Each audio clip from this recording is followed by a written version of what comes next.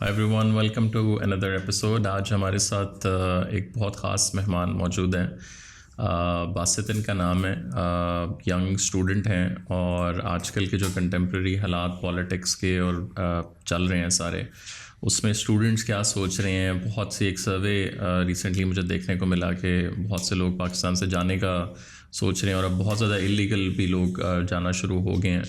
तो I thought कि इनके साथ एक कॉन्वर्सेशन की जाए और थोड़ा सा समझा जाए कि स्टूडेंट्स जो हैं वो उनके क्या परसेप्शन हैं। Thank you so much Basit, आपने टाइम निकाला। तो मुझे बताओ, जनरली जो कंटेम्प्रेरी हालात आजकल चल रहे हैं, स्पेशली पॉलिटिकल और इकोनॉमिकल, उसमें आप तो ज़ाहिर ख़ुद स्टूडेंट, अभी आपने ग्रेजुएट हुए हो आप, और जो यंग जितने भी हैं उन सारों के साथ आप बड़ा क्लोजली कर रहे हो। सो लोग क्या सोच कह रहे हैं?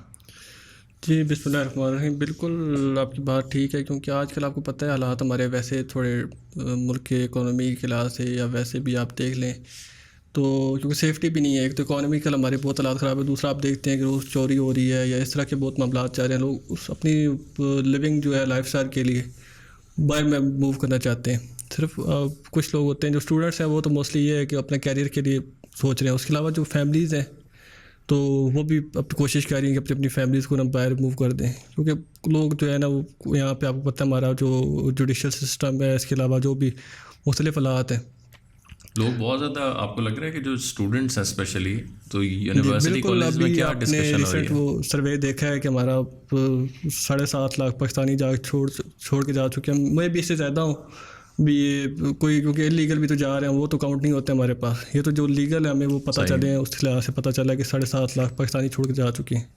सर हमारा अपना जो स्टूडेंट्स का सर्कल है, हमारा जो मेरे अपने दोस्त हैं या हमारे जो भी रिश्तेदार वगैरह हैं, मोस्टली यही है कि जो है ना वो कोशिश करते हैं कि यार जल्दी से जल्दी जो है ना हम बाहर चले जाएँ। यहाँ पे जो है ना हालात तो उस तरह के मतलब नहीं है हर बंदे के।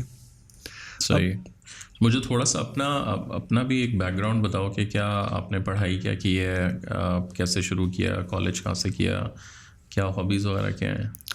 जी बिल्कुल, मैंने दरअसल स्कूल जो है वो अपना चकवाल से अपना हमारा पीछे वो वहाँ से किया था स्कूल। अपना सफ़ा मॉडल पब्लिक स्कूल है, हमारा अपना ही है, हमारे चाचू का। उसके बाद फिर हम शिफ्ट हो गए इस्लामाबाद 2016 में। उसके बाद फिर मैंने कॉलेज की पढ़ाई जो है वो IMCB F4 से की थी, और फिर मैंने कॉलेज किया था। उसके बाद फिर ये है कि मैंने बैचलर्स के लिए अप्लाई किया था प्राइवेट। तो अभी मेरा इंशाल्लाह बैचलर्स कंप्लीट हो चुका है, बैचलर्स इन कॉमर्स। तो इंशाल्लाह मेरा मूड यही है कि मैं ऐसा ऐसा जो है ख़ुद भी बाहर मूव कर जाऊँ इंशाल्लाह। नहीं तो बाहर आपके जाने की क्या रीज़न है? मेरी बहुत सारी रीज़न है। एक तो मैं ख़ुद जो है अपने कैरियर के लिए जाना चाहता हूँ। दूसरा मुझे खुद शौक़ भी था थोड़ा बहुत कि मैं थोड़ा नया एक्सपीरियंस लूँ अपनी लाइफ में, थोड़ा नए लोगों से मिलूँ, लाइफ स्टाइल थोड़ा चेंज हो, आपको पता चले दुनिया में किस तरह की लोग हैं, वहाँ पे किस तरह का लाइफ स्टाइल होता है। सही। सो नॉर्मली जब अभी हम लोग देखें कि जो भी स्टूडेंट्स या किसी ने बाहर जाना हो, तो आई थिंक 2-3 जो रूट्स हैं वो चल रहे होते हैं। एक तो बिल्कुल ही लीगल है, जो डंकी लगा के और लोग इस तरह जाते हैं, और फिर एक प्रोसेस जो है वो लीगल के अंदर भी एक इलीगल तरीका है कि आप जाते एक कंसल्टेंट के थ्रू ही हैं, लेकिन आप या तो एक कोई घर की यूनिवर्सिटी बनी हुई है या कोई 2 कमरों का कॉलेज बना हुआ है। तो उसमें किस किस्म की चीज़ें हैं जो जब आपने रिसर्च शुरू की तो आपके सामने आई हैं? बिल्कुल, यहाँ पे 2 किस्म की चीज़ें हैं, वो डिफरेंट है। एक तो इलीगल जो इमिग्रेंट्स जाते हैं, जिस तरह हमारे पास यहाँ एजेंट बैठे होते हैं, वो बोलते हैं कि जी आप 15 लाख रुपए दे दें, 20 लाख रुपए दें, हम आपको बॉर्डर के थ्रू लेके जाएंगे यूरोप, तुर्की लेके जाएंगे, वहाँ से यूरोप ले जाएंगे। वो पे डंकी जो होती है उसमें तो आपने काफ़ी केसेस सुने भी होंगे, फेसबुक पे भी आजकल काफ़ी वो जो लड़के वापस आ गए हैं जो बस पे जा के वो बताते हैं अपनी स्टोरी सारी।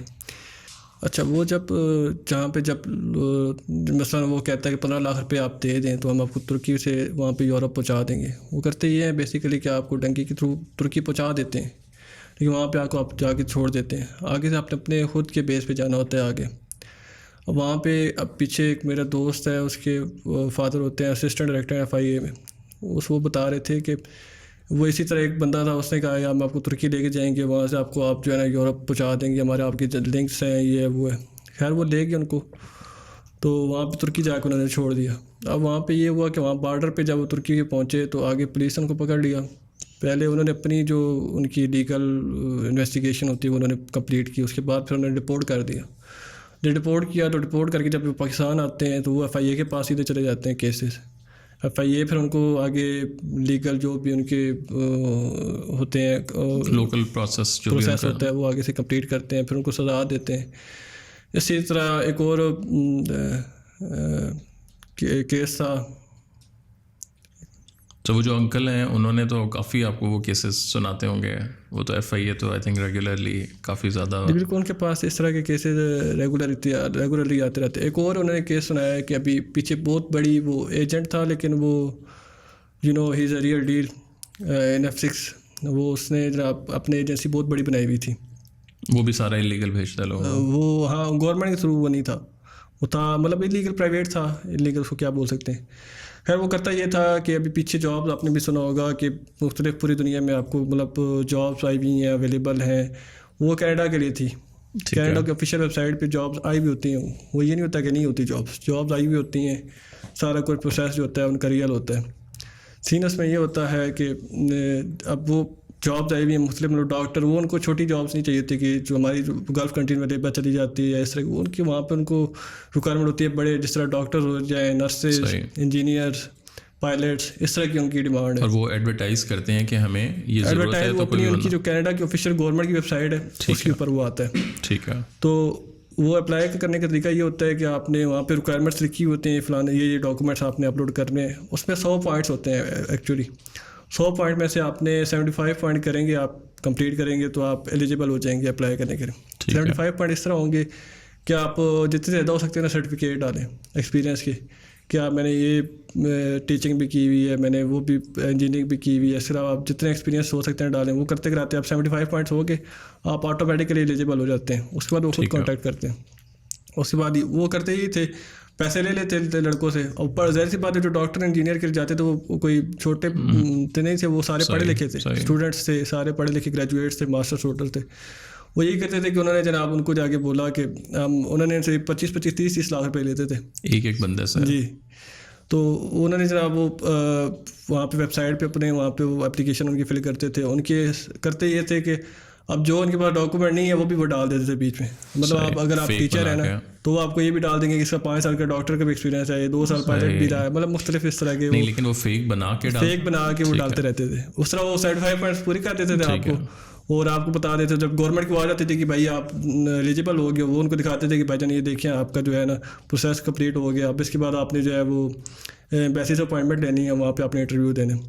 अब होता ये था कि जब एम्बेसी की अपॉइंटमेंट लेते थे वहाँ पे जाते थे, तो अब जब वो एम्बेसी वाले पूछते थे कि यार आपके जो डॉक्यूमेंट्स हैं इसमें ये एक्सपीरियंस लिखा हुआ है, ये कहाँ पे है, वो वेरीफाई करते हैं पूरा पहले। और वो जो डॉक्यूमेंट एक्स्ट्रा वो अपलोड करते हैं वो फोटोशॉप खुद बना के, उसमें फोटोशॉप नहीं होता ना, उसमें तो सिर्फ डिटेल वो डालते हैं ना, अच्छा सिंपल टेक्स्ट। ठीक है वो क्योंकि आपने एक वेबसाइट उसमें तो आपका प्रोसेस अभी स्टार्ट नहीं होना, प्रोसेस आप जब एलिजिबल हो जाओगे उसके बाद आपने देने। एम्बेसी में आपने बेसिकली डॉक्यूमेंट टेक्स्ट में आपने लिख दिया, वो टेक्स्ट में आप जो मर्जी वो कह रहे हैं जो मर्जी है वो डालते हो आप, देखिए। ठीक है डॉक्यूमेंट्स होते हैं वो आपने जाके एम्बेसी में दिखाने होते हैं कि ये मेरे पास चीज़ थी, ये मेरे पास डॉक्यूमेंट्स हैं। वो जब एम्बेसी जाते थे तो उनके पास डॉक्यूमेंट्स इनकम्प्लीट होते थे, वो बोलते थे कि यार वहाँ से फिर उनका वीज़ा रिजेक्ट हो जाता था। जब वो वापस जाते थे उसके पास वो आगे से मिलता नहीं था, या इनको उसके पास पैसे एडवांस लिए में, हाँ उसके पास गार्ड्स होते थे, वो जनाब इनको बाहर निकाल देते थे। वो फिर काफ़ी लड़के हैं वो जो FIA में आए इनके पास कि यार हमारे पास ये इशू है, हमने इस तरह अप्लाई किया था, तो इस तरह से हमारे साथ फ्रॉड हो गए। फिर वो मेरे अंकल ही हैं, वो कहते हैं यार आप लोग पढ़े लिखे हो, वो इतना मुश्किल प्रोसेस तो नहीं था जितना आप लोगों ने मतलब वहाँ कितने पैसे भी दे दिए हैं। अब उसके साथ उन्होंने लीगल कार्रवाई तो उन्होंने की है, FIA वालों ने उसके 2 अकाउंट जो थे उन्होंने बैन किए हैं, उसमें करोड़ों रुपए 2 में पड़े हुए, लेकिन अभी तक उसके आगे उन्होंने कुछ भी नहीं किया। सही। सो जैसे आपने भी एक ये बंदे की कहानी सुनाई, इस तरह के ज़ाहिर है बहुत से कंसल्टेंट्स और इस्लामाबाद, लाहौर, कराची में बैठे हुए हैं। तो लेकिन इसके अलावा अब एक आम बच्चे ने अगर जाना है, क्योंकि मैं आपसे इसलिए पूछ रहा हूँ कि आपने ज़रा रिसर्च काफ़ी की है, अभी रिसेंटली मुझे पता चला है कि गवर्नमेंट की भी वेबसाइट जो ओवरसीज़ पाकिस्तानीज़ की है उसके ऊपर भी सारा कुछ पड़ा हुआ है, बट वो वेबसाइट किसी को पता ही नहीं है कि आपने कैसे, तो उसके बारे में अगर थोड़ा सा बताओ। जी ज़रूर। वो दरअसल मेरा कज़न होता है लाहौर में, तो उसके कॉलेज में एक सेमिनार हुआ था, Shadia madam MRC basically migration resource centre government का इदारा है। तो वो मुख्तलिफ इस तरह से वेबिनार करके लोगों को अवेयरनेस दे रही हैं इस बारे में लीगल तरीके से जाने से, और इलीगल के जो नुकसान होते हैं वो बताती हैं जाके। तो वो मेरे कज़न ने सेमिनार अटेंड किया, उन्होंने जब सारी डिटेल्स आपको बताई कि इससे सर लीगल तरीके से भी आप जाया जा सकता है और बहुत मुनासिब तरीके से जाया सकता है, और कम पैसों में भी। क्योंकि हमारा कॉन्सेप्ट है ना कि शायद अब यूरोप जाना है तो बहुत ज़्यादा पैसे लगेंगे या वो बहुत ज़्यादा डिफ़िकल्ट प्रोसेस होता है, लेकिन इस तरह नहीं है। वो इलीगल सारी सी बात आपने जाना है तो उसमें तो इस तरह वो जितने मर्जी आपको बोलेंगे ना अपने देने पड़ते हैं, लेकिन जो लीगल तरीके हैं उसमें आप बहुत पॉसिबल वेज़ हैं आप जा सकते हैं। तो उन्होंने मुझे नंबर दिया, मैंने खैर मैडम को कांटेक्ट किया, मैडम ने मुझे वो सारी इंफॉर्मेशन दी। फिर मैंने एक एजेंट के पास किया था, वो प्राइवेट था, ये जो नॉर्मल एजेंट्स होते हैं बाहर जाने के लिए ना। तो उन्होंने मुझे कहा कि मैंने उनसे मैडम ने मुझे कहा कि आप ना उनसे OEP नंबर ले लें जो गवर्नमेंट से मिलता है आपको, हर एजेंसी को, मतलब जो रजिस्टर्ड होती हैं। मैंने उस नंबर मांगा, उन्होंने पहले तो दिया नहीं था, बाद में फिर उन नंबर में दिया था वो, फिर मैंने मैडम को सेंड किया, उन्होंने उस वेबसाइट से चेक किया, लेकिन उसका कोई डाटा ही नहीं था ना गवर्नमेंट के पास, ना उस तरह की कोई जॉब्स थी उनके पास। उन्होंने बाद मुझे वो वेबसाइट का लिंक भेजा कि यार आपको किसी किस्म की इन्फॉर्मेशन चाहिए और डायरेक्ट ये खोलें वेबसाइट, इसके ऊपर तमाम डिटेल्स आपको मिल जाएंगी। और उसमें डिटेल्स किस किस्म की होती हैं? उसके बाद फिर वो मैंने वेबसाइट ऐसे ही खोल के थोड़ा सर्च करना स्टार्ट, थोड़ी रिसर्च की अपनी। उसमें काफ़ी सारे पार्ट्स होते हैं। एक तो ये है कि आप लाइसेंस किसी भी एजेंसी का चेक कर सकते हैं। सही, मतलब पाकिस्तान में कोई भी एजेंसी जो बंदा बाहर भेज रही है, कोई भी आप किसी भी एजेंट के पास जाते हैं, आप उनको बोलें कि आप अपना OEP नंबर दे दें या लाइसेंस नंबर दे दें अपना, ठीक है, वो अगर आपको दे देते हैं वहाँ से चेक करें, अगर वहाँ पे वो सारी जॉब की डिटेल्स आपको मिल जाएंगी जो लीगल होती हैं। अगर वहाँ पे नहीं आता उसका मतलब है वो प्राइवेट है, उसका कोई लीगल एक्शन नहीं ले सकते, बाद में आपको फ्रॉड हो जाता है। मोस्टली ये होता है हमारे पाकिस्तान में, क्योंकि बाहर जाने के बहुत ज़्यादा शौकीन है। इसके अलावा भी वो कहते हैं शॉर्टकट तरीके से हम पाकिस्तान से बाहर चले जाएँ, तो वहाँ पे उस वजह से वो जो है नुकसान कर बैठते हैं अपना। उसके बाद पे वो मैंने खोला, खैर उसमें एक और पार्ट आता है, मुख्तलिफ कंट्रीज़ होते हैं, उसमें आप कंट्रीज़ की सिलेक्ट करो, नीचे सर्च फॉर जॉब्स करो, तो उसमें नीचे सारी डिटेल आ जाती है उस कंट्री की। जो जॉब्स पाकिस्तान में आई होती है, मुख्तलिफ एजेंसी से आते हैं, कोई कराची की, कोई लाहौर की, कोई इस्लामाबाद की, डिफरेंट। वो ये नहीं होता कि एक स्पेसिफिक एरिया की, वो पाकिस्तान में जितनी आई भी होंगी उस कंट्री की वो सारी वहाँ पे शो हो जाएंगी, एजेंसी का एड्रेस, वहाँ पे नंबर, उसके अलावा आपकी जो सैलरी और जो जॉब की डिटेल्स हैं वो सारी वहाँ पे शो हो जाती हैं। उसी तरह फिर वो मैंने वहाँ पे चेक किया। इस प्रोसेस को मुझे ज़रा बताओ कि ये होता क्या है। मतलब इसमें ये होता है कि जो लेट्स से बाहर की एक कंपनी है, लेट्स से दुबई की एक कंपनी है, उन्होंने पाकिस्तानी गवर्नमेंट के साथ प्रॉपर कॉन्ट्रैक्ट किया हुआ है कि हमें जब भी लोग चाहिए होंगे तो हम इस पोर्टल के ऊपर डालेंगे। जी, कॉन्ट्रैक्ट दरअसल बेसिकली जो कॉन्ट्रैक्ट है उनका वो एजेंसी के साथ होता है। ठीक है, और गवर्नमेंट ने उस लेकिन वो जो एजेंसी है ना हमारी यहाँ पे बैठी, उसने गवर्नमेंट से अप्रूव करा के लेकर आना है। ठीक है, डायरेक्ट गवर्नमेंट के साथ आपस में उनका कॉन्ट्रैक्ट नहीं होता। ठीक है। अभी आपने पीछे देखा होगा वो हमारे प्राइम मिनिस्टर गए हुए थे पीछे कोरिया, उन्होंने एक मुआहदा तय किया कि इतनी जॉब हम आपको देंगे। उसी तरह होता है ना, वो उन्होंने कहा कि हम आपको जॉब देंगे, लेकिन वो डायरेक्ट गवर्नमेंट के पास जॉब नहीं आती, उसी तरह नीचे एजेंट्स के पास आती हैं जॉब। ठीक है, तो आपने उनके साथ वो verified agents overseas verified agents होते हैं गवर्नमेंट के थ्रू होते हैं। ठीक है। तो फिर मैंने वो उधर जब खुद अब जाने के लिए बाहर अप्लाई किया, वो मैंने मुख्तलिफ कंट्रीज़ की चेक करता रहा, गल्फ़ कंट्रीज़ की। फिर मैंने कहा यूरोप की चेक करता हूँ। यूरोप के करते कराते मैंने पोलैंड खोला, वहाँ पे नीचे जॉब्स आ गई थी उसकी। उनका जो ऑफिस था वो लाहौर में था। वो फिर मेरा जो कज़न उधर था उसको मैंने बोला कि आप जो है ना उधर जाएँ उनकी एजेंसी में, इन्फॉर्मेशन लेके मुझे बताएं। वो गया, खैर उन्होंने सारी इन्फॉर्मेशन उसको दी। उन्होंने कहा ऐसे हमारे पास जॉब्स आई हुई हैं और जो है आप अपना डॉक्यूमेंट्स लेकर आ जाएँ, आपका इंटरव्यू होगा पहले छोटा सा, तो उसके बाद अगर आप क्लियर कर गया तो आपको हम प्रोसेस स्टार्ट कर देंगे। 6 मंथ का बेसिकली प्रोसेस होता है इसका, क्योंकि यूरोप या जिस भी आप मतलब अमेरिका या इस तरह कंट्रीज़ में जाते हैं वर्क परमिट पे स्पेशली, तो आपको टाइम लगता है प्रोसेस पूरा होने में, क्योंकि काफ़ी चीज़ें होती हैं इसमें। वो मैं आपको ऐसा ऐसा बताऊँगा साथ में। तो वो फिर ये मैं गया हूँ लाहौर, उनके साथ मैंने जाके वहाँ पे अपने डॉक्यूमेंट्स दिए, उन्होंने मेरा इंटरव्यू लिया। खैर इंटरव्यू मेरा क्लियर हो गया, उन्होंने कहा चलें ठीक है। डॉक्यूमेंट्स मैंने दिए, उन्होंने कहा आपको इनिशियल थोड़ी सी पेमेंट करनी पड़ेगी, वो 100,000 थी शायद, वो मैंने पेमेंट की उनको। उसके बाद प्रॉपर मतलब तरीके के साथ, हाँ प्रॉपर एक वो इनिशियल होती है। वो कहते हैं कि वो हमने जो आपके डॉक्यूमेंट्स बनवाने हैं करना TCS आगे पीछे, उसमें हम यूज़ करते हैं पैसे, सारे अभी तक नहीं दिए। खैर वो मैंने उनको दे दिए। उसके बाद मैं वापस आ गया। फिर एग्जैक्टली 1 मंथ के बाद एक ऑफ़र लेटर जो कंपनी ने इशू किया था। ऑफ़र लेटर बेसिकली एग्रीमेंट होता है जो आपने और कंपनी के करना है कि भाई ये मुझे, उन्होंने अपनी टर्म्स एंड कंडीशन लिखी होती हैं, उसके नीचे जॉब की डिटेल्स लिखी होती हैं। ठीक है कि आपकी ये जॉब है, आपकी इतनी सैलरी होगी, आपकी इतने दिन छुट्टी होगी, ये वेकेशंस है, ये ट्रांसपोर्ट है, सारा कुछ डिटेल लिखी होगी। एग्रीमेंट आपने साइन करना होता है। उसके बाद फिर आपने थोड़ी सी पेमेंट देनी होती है उनको, ठीक है अराउंड 50,000। उसके बाद जब ये कंप्लीट हो जाता है फिर तकरीबन 2 मंथ्स के बाद आपका जो वर्क परमिट आ जाता है, जो ऑफिशियल वर्क परमिट होता है, वो आपने, वो बेसिकली था पॉलिश लैंग्वेज में, मतलब उनकी अपनी लैंग्वेज। वो फिर उन्होंने मुझे कन्वर्ट करके ना डॉक्यूमेंट्स में पीसी में अपना दिखाया था कि आप पढ़ लें पहले तफसील से, आप अपनी सेटिस्फाई कर लें खुद को। वो खैर मैंने सारा पढ़ा, उसमें वही डिटेल थी मोस्टली, आपका सारा वो डाटा लिखा होता है, आपका पासपोर्ट नंबर, वो फिर साइन किया। उसके बाद अब वो फाइल जब उन्होंने, इसके बाद अब डॉक्यूमेंट्स और मांगते हैं थोड़े बहुत, FRC वगैरह, इसके अलावा आपकी बैंक स्टेटमेंट होगी और कोई डॉक्यूमेंट और थे वो जो उनको बाद में चाहिए थे, वो फिर डॉक्यूमेंट उनको मैंने दिए।